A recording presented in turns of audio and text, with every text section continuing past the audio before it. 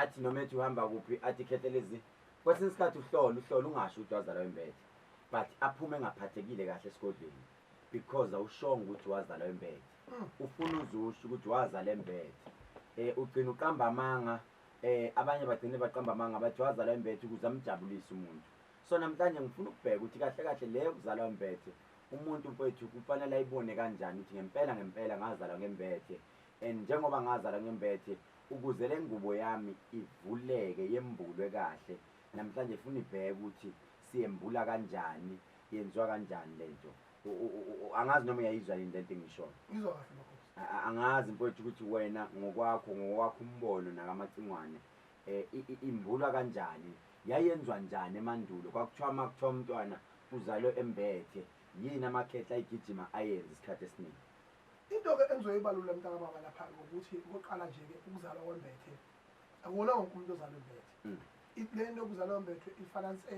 nobuwele ngoba usuke uwumuntu onesiphiwo esithize wembethwe haba kini kwase kuze kufika kuba khona uphawu ke oluphawulekayo kuwena ngawo leyo ngubo yakho yendlala manje ke awukho umuzi onamawele odwa nje ekhaya manje ke abantu ayiyeki inyanga aqala nje ngesiqale nje sigcile lapha endabeni yenyanga ngempela ingathi mangabe inyanga ibhayiziswa ukubhula ingazi uzobhula uthini bese iqhamukisa ukuthi ke khona wonke umuntu uzalwe embethe wonke umuntu uzalwe embethe ukuze aphume setshikisa umsilo umuntu lapha athi hayi cha into zami ziyakhaya uyabona mayifuna ukumotivate umuntu akamotivate ke kodwa akamotivate ngamanga noma dukele entweni angenaqiniseko sayo ngoba ngeke khona abantu abazalelwe emakhaya mina nje ngazalelwe emakhaya mina angisakhuluma ngo-original wengubo hayi indaba yomfanekiso hayi umfanekiso u-original ngoba ngazalelwe ekhaya mina hayi phezulu yabo ma into eyenzekalayo ke lapha ibalulekile ukuthi ngalesikhathi umntwana ezalwe embethe kwakungalindi ubona iqhamuka ibaza inkinga nje lento ifana nse nendaba imbeleko lento ukuthi umuntu izangoma zibhula ukuthi kufanele uyokwenzelwa imbeleko imbeleko kahle hle kusuke sekulungiswa nje makuthiwa umehluko phakathi kofaka imbeleko nesiphandla imbeleko yenzelwa umntwana engakafiki emhlabeni ngokosiko ngoba umakoti mangabela ekhaya eke wakhulelwa umuntu omele uqhuba isisu la ekhaya umuntu omlobokazi ngalesikhathi sekuthiwa nangu useyithwele usemhluma makoti egcingeni bese amakhehla ke nezalukazi kuhlangana utholakala imbuzi esibayeni uthala ngoba phela ke namakhubalo neimbangi nabantu nje ke ababi bayathanda ukuthi bephazamise kakhulu umntwana ongakafiki emhlabeni bese kuze kuchitheke izisi ukwenzakaleni kube khona ke amakhubalo asithi niswaya nikezwe wona umakoti bese kuphinde kuyiwe emsamo ekhulelwe bese kuthiwa ke cha ke nina boyiboni bani siyacela ukuthi lo mntwana nimkhuselwe lapha sekukhona umntwana esimbona efufusa la ekhaya omusha nansi ke imbeleko yakhe ke kwenziwe kuthathwa leso sikhumba leso sishukwe kwenziwe imbeleko yalo mntwana ukuthi mayefika uyofika imbeleko ungayifanisa ne-baby shower njengamanje ngesikhathi sanamhlanje seseyinsuku zokugcina ungasifanisa ne-baby shower ngoba kwenziwa ama-baby shower ngasikhathi umuntu engakafiki emhlabeni manje bese kuthi mangabe ezalwe-ke embethe ma ezalwe embethe-ke umntwana-ke kwangachithwa mzuzu ubone ihanje ibhulwe nje uyangezwa udokotela ubona isihamba ibhulwe nje ngoba senonile ungabona into lokhu isoleke imbeleko ihamba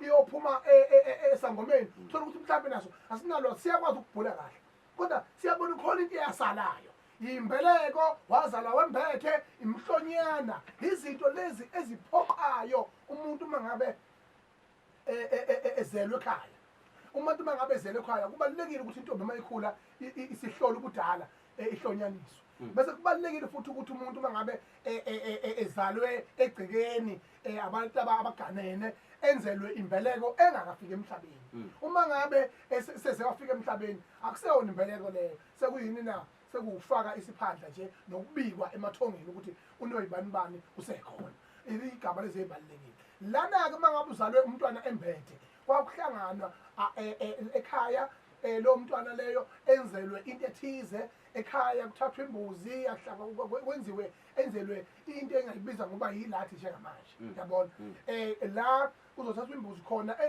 enone kunazo zonke nomhlwehlo wayo uhlanganiswe kahle namakhubala athize bese kwenziwa yini kwenziwe ukhamba emsamo lolu ocishe lifane lo muntu omhlophe umntwana kwembulwa into zakhe ebikelwa abadala ngenhlanhla yakhe bese ithatha unina noma umzali wakhe ayigcine leyo ngubo yakhe ikakhulukazi kunjalo manje ke leyo mhlwehlwe iyona lena eyagcina yenzani na imelela ingubo ngoba ebhedlela vele kuthiwe nosho ulahlwe lapha ngoba usuke umama esenhlungwini kunganakwa akubonakala ukubaluleka kwaleyo ngubo. Right, mfowethu sizoyibheka kakhulu le ndaba but even Friday kunenye futhi engifuna siyibheke kakhulu ngoba abantu sengikhathele esigodlweni kancane mangizohlolela umuntu ufuna ngimhlolele ngimtshele nokuthi wazala wembethe ngize ngisho ningangiqambisa amanga akufanele esigodlweni ngiqamba amanga kufanele ngikhulume into engiyibonile kahle yabona ngoFriday ngifuna sibheke le ndaba engifuna ukuyichazela abantu ngifuna sibheke futhi ukuthi kufanelekile yini ukuthi abantu basebenzise isigubhu and number 2 seyini isigubhu yayizwa leyo nto ngifuna nawe kwembulela maybe nawe uzubone ubuhle nobubi besigubhu kufanelekile is it suitable is it the right thing ukuthi abantu basebenzise isigubhu sikhuluma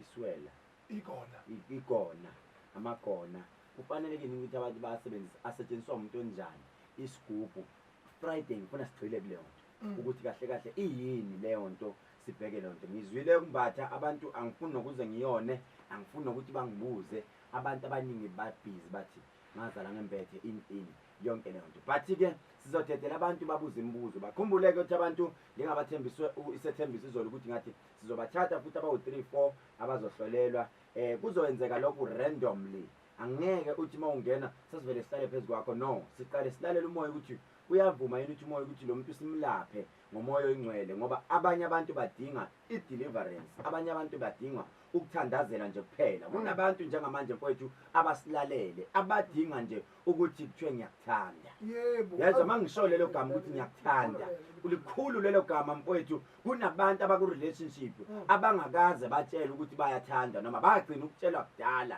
ngoJanuary ukuthi bayathanda uma ngeke ngakusho lokho ukuthi danke enkosini ukuthi cosololo kunabantu njengamanje abasenkingeni emndenini yabo iqabene imndeni abanye bashiywa abazali izinto azenzeke ekhaya ngenxa yokuthi inzondo iningi kunabanye abantu abazondela impumelelo yabo bathe mabeqala benyuka basengathi impumelelo inzondo yanyuka nayo yaphezulu lalela ngikutshele akekho umuntu ozokujabulisa umuntu okufanele akujabulise isitha sakho masikuzonda jabula ngoba izona ihlwele zakho namhlanje sizophilisa abantu namhlanje sizothi useyichazile umfoka ngizwe umacingwane wayichaza indaba yokuzala wembethe kunabantu abahlala befuna ukuthi sibatshele ukuthi bazala bembethe namhlanje sizothi thina siqala indlela entsha lokho kudala kushaya indivu konke enganginakho ngakushaya indiva angithi yayizwa leyo nto ngaqhubeka ngaya phambili sizothatha le ngoma glory hallelujah uSifiso Ncwane usho kanjalo uthi glory hallelujah ingoma emnandi kakhulu lena mfowethu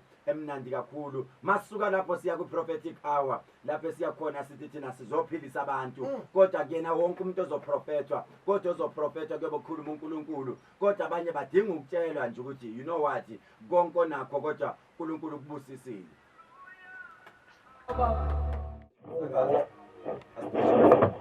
Station umsakazo Yebo. Njani? Siphilile futhi kunjani? Uthini umbuzo wakho ba?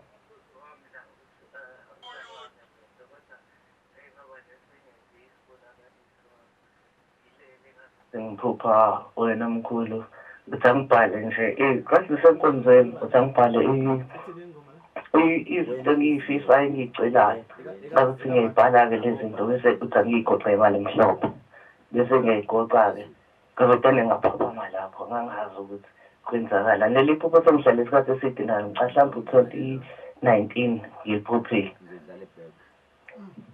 Ngiyakuzwa mfowethu hayi mfowethu awuzama ukungibona ngezinye zey'nsuku ukuze sibone ukuthi ithini lento hayi singawupost umoya ngcwele awukakhulumi singelinye ilanga mfowethu danke bhuti 086 10 10 300 086 10 10 300 yabona ke namhlanje kunento okufanele sidlule kuyo sizodlula kulento 086 10 10 300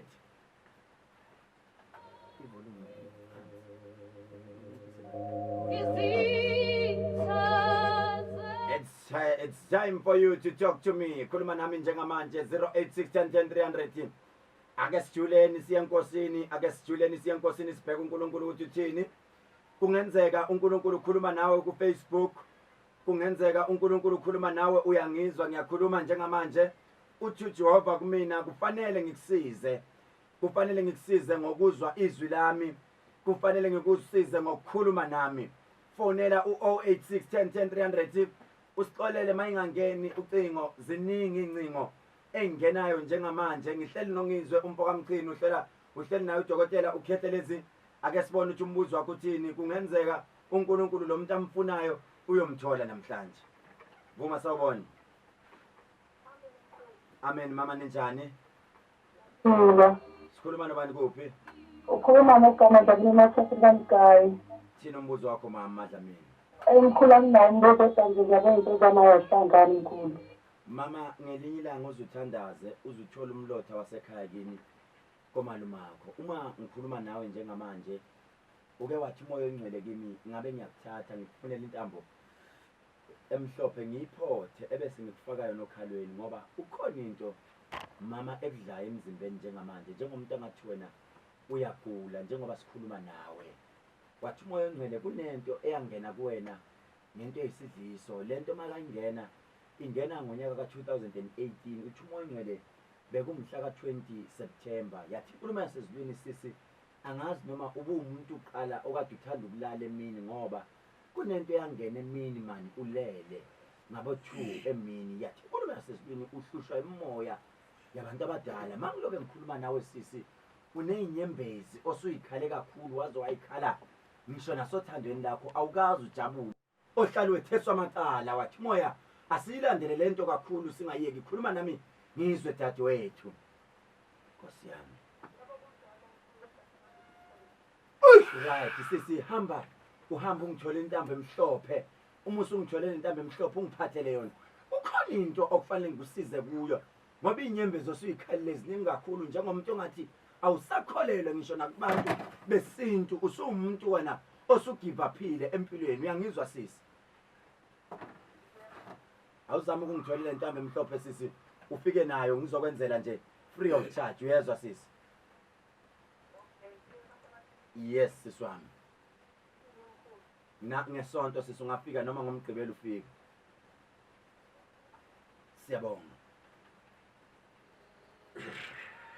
sigijima kakhulu njengamanje sigijima ku fast lane kungenzeka ukuthi uneyinkinga khalile kakhulu ekhaya wathi uyaxoxela umngani wakho wajika wayithatha indaba wayisesiseni sakho bakuhleka abantu it's time for us ukuthi sikulaphe isikhathi sokuthi ngikhulume nawe uJehova ukhulumile nami wathi basize labantwana isikhathi sokuthi ungifonele ku 086 10 10 300 isikhathi sokuthi ngikusize ngakhohlwa ukuthi ungifonele 086 10 10 300 bekungenzeka ukhulume noKhethelezi kube isikhathi sokuthi usinde ukukhuluma nje nami kunalapho engizokusiza khona tshela umuntu ogulayo nikifone ugogo nikufone umama nikufone udade wenu nika noma ubani kanti kumtshela nje ukuthi ivula ivuma FM bekuyomsindisa njengamanje ngicela ukuthi njengamanje umtshele umuntu ogulayo tshela lo muntu ohanjele isithanda sakho umshado wakho uchithekile ukuthi it's time for you ukuthi ukhulume naye lo muntu connecta nami connecta amandla kaNkulunkulu njengamanje uJehova uyakhuluma uthi mangikhulume nani ku Facebook uthi mangikhulume nani njengamanje kungenzeka ukuthi ekhaya nixabene anisathelelana amanzi anisangenelani noma nithi nenze imisebenzi abasezi abanye lo muntu wakuthatha ethi uyakuthanda unomuntu othi uyamthanda kodwa ukubizela inkabi isikhathi sokuthi ngikhulume nawe vuma sawubona bhuti wami uyaphila. Kunjani mkhulu? Ngiyaphila mfowethu, sikhuluma nobani kuphi? Yes bhuti, uthini kimi namhlanje? Mkhulu, ngibhara mkhulu ngibhara nawe. Lalela bhuti wami, ungabe sakhala, uyangizwa ngithini? uNkulunkulu ukuzwile namhlanje mawuthatha ifoni ufona. Ngikubona uzame kwaze kwabaka u4, uzama ukungena kule show akungeneki. Kodwa namhlanje uNkulunkulu uthe uzongena ngoba imithwalo oyithwele yethuliwe namhlanje. Uyangizwa ngithini futhi? Imithwalo oyithwele injani? Yethuliwe namhlanje. Uyangizwa futhi? Uthi umoya oyingcwele kimi konke lokho futhi obeka kwethe ukulandela kuzinkulumo kususiwe namhlanje. Uyangizwa futhi ngithini kuwe? Konke lokhu okade ukuthwele kunjani? Kususiwe. Ukhehlelezi namhlanje if beye khona amanzi eduze kwakho bengiyothi mina ngicela ungithathele amanzi mangikhuluma nawe uwabambe kanjalo bese uyawaphuza. Ikhona lento engafuna ukudlula enhlizweni yakho bhuti oyiblame ngayo noma isono olokuyisolo thi ngayenzelani noma indaba yenzeka kimi but why unalo but why enhlizweni yami kwenzeka. Uyangizwa ukuthi ngithini? Kodwa lento ayenzeka ngakuwe wedwa ngoba nomlaleli omunye kunalesono esifana nesakho esenzeka olokuthi wena kodwa why kwenzeka kanjena. Unjengomntwana oyintandane. Uyangizwa futhi? Unjengomntwana oyintandane kodwa abantu abangafuni ukuthi bathi society bakubeka amabala njengengwe futhi. Abantu bayakublame ngaso sonke isikhathi noma wenza okuhle kodwa bayakublame. Uyangizwa futhi ngithini? Kodwa ngithi namhlanje imithwalo oyithwele yethuliwe yesusiwe. Uyangizwa futhi ngithini? Ungabe sabheka ukhehlelezi kodwa bheka uNkulunkulu ukuthi nawe. uNkulunkulu akubusise. God bless you mfowethu. uNkulunkulu agcine. Ngiyakukhulekela namhlanje. God bless you. Uyezwa mfowethu? Siyabonga bhuti wami.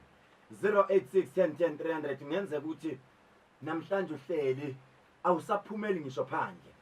Ngendlela izitha eziningi ngakhona awusakwazi ngisho nokuhamba. Lalela ngitshele bhuti wami, lalela ngitshele sisi wami, lalela ngitshele mama wami, awuzalwanga unezitha. Wazala izitha zingekho. Labantu bakuvukela emhlabeni. Abantu abadalwa uNkulunkulu njengawe. Wena namhlanje ngithi mina sitshela uNkulunkulu, yazi ngesinye isikhathi ungabe udelela umthandazo wakho. Umthandazo wakho ka30 seconds uthi mina yazi ngelinye ilanga iBhayibheli lithi uzungawuhlukumeza umzimba kodwa uzusiza ungawuthinti lo mphefumulo. Labo bantu abakufunayo, labo bantu abakwenza okubi nabo ngelinye ilanga izwi ilanga labo liyofika. Akekho umuntu ilanga lakhe ngeke lize lifike. Nabo bayofikela ilanga izinsuku zabo zokugcina. Namhlanje ake sibone ukuthi ubani esimtholayo. Vuma sawubona. Vuma sawubona. Vuma sawubona. Vuma sawubona. Vuma sawubona. Mkhulu, Bhuti wami kunjani? uyaphila mkhulu yaphinga mina. Sikhumbuzo kunjani mfowethu? Uyaphila mkhulu. Ayizinto zami mkhulu yahamba kahle ngicela mkhulu. Mfowethu ngeke sesibheke. Yabona nje amagama esiyowadlulisa kuwe awobedlula ukuprofetha. Ngoba ngelinye ilanga ngiyazi ukuthi kuthiwa kwathiwa Ezekiel prophetha lamathamba asengaphila. Abanye abantu kunento ebasindisa mfowethu eyithemba lokuthi uprofethwe. But siyokwenza ngoba ufuna sikwenze. Lalela bhuti wami, kunentombazana eke yasikhipha lesisu akukapheli ngisho 2 years. Sisha lesisu lengane njengamanje ngabe inonyaka cishe nohafu. Unethunze elisha elihamba nawe elenza ukuthi izinto zakho zingalungi. Uma ngikhuluma nawe bengingafuni ukuprofetha kodwa kuthiwa kimi angikhulume ngengane enonyaka cishe nohafu. Izinto zakho bhuti ngeke zezilunge ngoba kukhona intombazane eyaganga. Yazi unebhadi ngoba kuze kwaganga ngisho nasekhaya kini. Kunalo baba ekhaya kini oganga zawo phambanisa into engathi impepho wathi moya. Yazi kumiya ngami ngabe ngithi mina umsamo wake nasuqaleni phansi ngoba bagangile ngawo kakhulu. Uyangizwa bhuti? My Lord, inkosi yami Jesus. My Lord, inkosi yami Jesus. Unosizi. Bhuti udecidile wena ukuthatha impilo yakho. Wadecide ukuyithatha lempilo yakho wathi mina sengifuna ukudlula kulomhlaba. Ngoba sengifana nomuntu onganabo abazali. udecide futhi wathi mina ngeke ngisaphila kulomhlaba ngoba izinto zamazilungu. Inkosi yamakhosi Jesus my Lord. Futhi ungadlaleli ungasiphathi isibhamu ngezandla zakho ngoba khona into embi ozoyenza eyenziwa phambilini ngomnye womndeni wakho wayibulala. Kunomuntu wayibulala nawe futhi ufuna ukuyibulala. Uyangizwa ngithini kuwe? Nkosi yami Jesus. Ngiyacela ukukhulekisa futhi. Ngiza kukhulekisa uyezwa futhi wami. uNkulunkulu akubusise mfowethu, uNkulunkulu akubusise. Hlale nje kanjalo mfowethu. Kodwa uthi uNkulunkulu namhlanje angikhulume nani. Uqala izolo kwathiwa ngikhulume nani. Ngize ngikhulume nabantu abaku Facebook abangafuni ukukhuluma. Kodwa bakhulume ngikhulume nabo. Ngize ngikhulume nani ekhaya. Kunabantu ababulele. Kunabantu ababulela abantu inkabi ezingilalele. uNkulunkulu uthi mangikhulume nazo. Ngoba inkabi akuyena umuntu othatha isibhama udubula umuntu. Kodwa uyabulala ngenhliziyo yakho uhlele ekhaya. Uthi umacingwane angathi angafa. Ubungazi ukuthi umbulalelani. Uthi ukhetheleza ngafi ngani. Ukhetheleza imusi ngani lemoto. Namhlanje ngifuna ukukhuluma nenhliziyo ebulele. Inhliziyo egcwele igazi. Namhlanje ngizokhuluma noSiso sowenza abortion. Uthe emshadweni abantwana ngibatholi kanti uqamba amanga. Uthe emshadweni mina ngithola abantwana kanti uyazi wakhulelwa wasikhipha isisu. Namhlanje ngizokhuluma nomuntu ozovuka njengamanje uyenyangeni. Uyela umnakwabo. Ngikhuluma nomuntu njengamanje ozovuka gume abiza amagama abantu abangamenzanga lutho. Hayi ngoba babiza bamenza utho kodwa umona. Hayi Nkosi yami kufanele ngiyikhulume lento. Jesus. Lento kufanele ngiyikhulume. Nkosi yamakhosi Jesus. Ake sibone abantu abafuna ukusizwa ku Facebook othi ukhetheleze ngikhona ngicela usizo lwakho. Ngisoni phambi kobuso bakho. Ngisoni phambi kobuso bukaNkulunkulu. Umona udlalile ngamkhethelezi. Uma ngibona umngane wami ephumelela kunalento evukayo ewumona ngoba phela ngizwe mfethu umona uvuka noma kubani. Awunjalo. Umona mfethu uvuka ngisho nakimi. Ngithuke sengiyikhuza. Kodwa kudinge ukuthi siyikhulekele leyo nto. Umona omuhle olawulekayo. Ngiyabonga mfethu, yabona lelo gama. Nice word. Yabona mfethu ulishayile gama losuku uthi umona omuhle, umona olawulekayo nami mfethu unokungivuka. Kodwa ngisheshe ngubone ukuthi umona lona. Ngeke ube nalutho uma ungenamona. Eish. Hayi, khuluma le ndoda. Khuluma le ndoda. Ngiyacela ukuthi uma inkinga eyomona unayo, khetheleze ngikhulekise nginomona. Kodwa angikwazi ukulawula. Nakho ke. Nginomona kodwa angikwazi ukulawula. Kodwa uNkulunkulu uthi mangikhulume nabo labantu ngizwe mfowethu. Namhlanje angifuni nokushiya amanamba ami. Kodwa namhlanje angifuni nokushiya amanamba ami, angifuni nokushiya ini. Namhlanje bengizokhulekela abantu nje. Hayi, nyaka sengishiye zami ngempela. Mfowethu ngiyaxolisa ngikuzwile. Bavuka labantu, bavuka mama ngenyawo. Uthi uNkulunkulu seliphaphaya mina elivela livuka nje kodwa ngizwile ke namhlanje. Ngiyaxolisa mfowethu kodwa uJehova uthi angikhulume nabo lamalanga labantu badinga ukuseviswa. Badinga ukuseviswa labantu namhlanje kakhulu ngizobashiya ezandleni zikaPhumlani ngifuna aqhubeke lapha engcine khona. Yebo. Uthi uNkulunkulu angikhulume nalabantu namhlanje. Yebo. uNkulunkulu emuhle, uNkulunkulu kusasa usibuthi ukuthi uzobe khona. Ngicela ungashiya inamba yami, ngicela ungashiya lutho kodwa ngingishiya nothando lukaLava. Ngiyanithanda. Siyabonga.